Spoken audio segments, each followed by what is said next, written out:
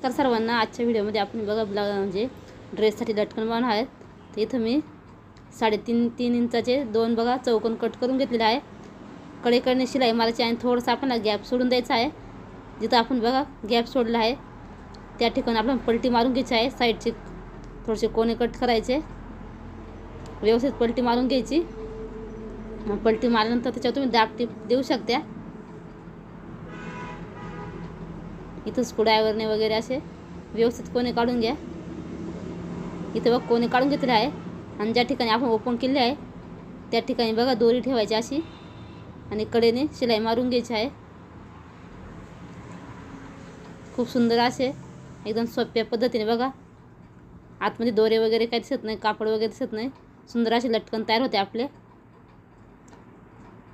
या ड्रेसचा कटिंगचा व्हिडिओ मी अपलोड केला आहे चॅनलवरती, नक्की बघा. धन्यवाद.